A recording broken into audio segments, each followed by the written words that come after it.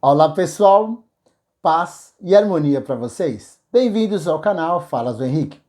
A nossa ideia é divulgar informações de como funciona o plano espiritual e qual a importância dele nas nossas vidas. Hoje nós vamos falar de reencarnação. Bom, se você já acompanha o nosso canal, então clica aqui embaixo no joinha para ajudar a divulgar o vídeo, tá bom? Se você ainda não é inscrito, se inscreve no nosso canal e ativa o sininho para receber as notificações de cada vídeo, tá bom? Desde já, muito obrigado, tá? Então vamos lá. Quando a gente começa a falar sobre reencarnação, muitas coisas começam a se clarear na nossa mente. E quando a gente começa a pensar sobre reencarnação, muitas coisas começam a ser explicadas. Por exemplo, por que uma criança às vezes consegue fazer muitas coisas que são difíceis até para um adulto de fazer? Ou quando nasce uma criança com uma determinada doença ou com uma determinada limitação. E a gente logo pensa que Deus não foi justo com aquela criança. Pois um bebê é sempre uma das coisas mais doces e inocentes que a gente pode ver. Bem, se formos pensar que todos somos filhos de Deus, então pensamos como que Deus poderia escolher um filho para sofrer e escolher outro filho para ser feliz. Mas muitos podem pensar que a culpa pode ser dos pais, por qualquer motivo. Mas se fosse assim também, teríamos que admitir que no nascimento todo bebê só pode contar com a própria sorte. E mais uma vez, a gente podia pensar, por que Deus daria sorte para uns filhos e não daria sorte para outros filhos? Pois se a culpa fosse dos pais, os pais deveriam ser punidos. E não um bebê que acabou de nascer e não pode nem se defender. A menos que esse bebê que acabou de nascer não seja tão inocente assim. O Livro dos Espíritos nos mostra que a reencarnação é a responsável por permitir ao espírito vivenciar várias existências. E é através dessas várias existências que o espírito adquire os conhecimentos que são necessários e assim ele deixa de ser um espírito simples. Pois todo espírito ele é criado simples. E através das reencarnações, ele vai adquirindo melhoramento e progresso.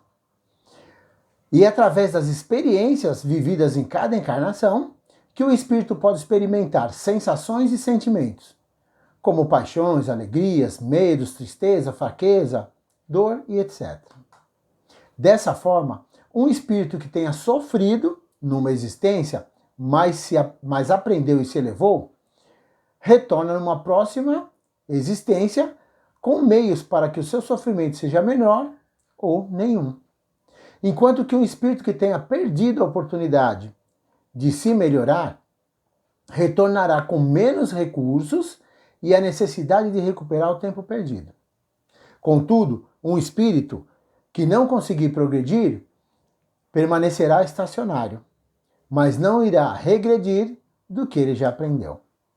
Então, dessa forma, conseguimos entender as diferenças na nossa sociedade, como também nos agrupamentos, tanto nos agrupamentos sociais quanto nos agrupamentos familiares.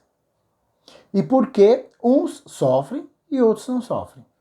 Por que uns sofrem mais e outros sofrem menos?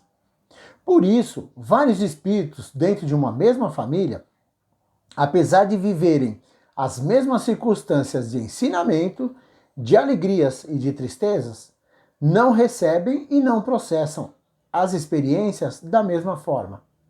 Pois, via de regra, cada um está num grau de compreensão de acordo com a sua evolução. A reencarnação, então, é a maneira pela qual o espírito que hoje se encontra em estágios mais simples possam se depurar e progredir, até que todos alcancem o nivelamento. Porém, de acordo com o esforço de cada espírito, esse nivelamento pode demorar ou não. A reencarnação foi confirmada pelo francês Allan Kardec, no Livro dos Espíritos.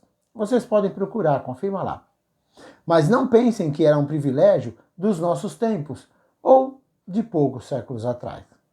Pois na Bíblia podemos encontrar em Mateus 17 a transfiguração de Jesus, que revela o seguinte: e tomou Jesus consigo a Pedro, João e Tiago, e conduziu-os em particular a um alto monte, e transfigurou-se diante deles.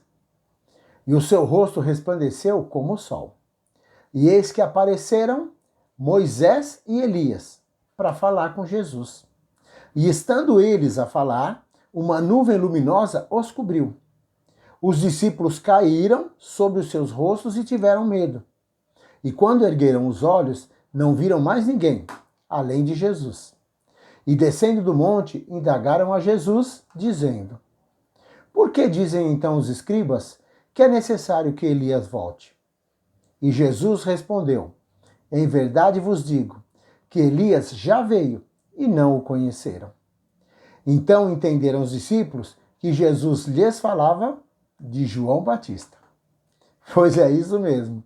Você pode confirmar se tiver uma Bíblia aí do seu lado. Ou então procura no Google, joga o capítulo, joga o versículo, ou então joga a transfiguração de Jesus.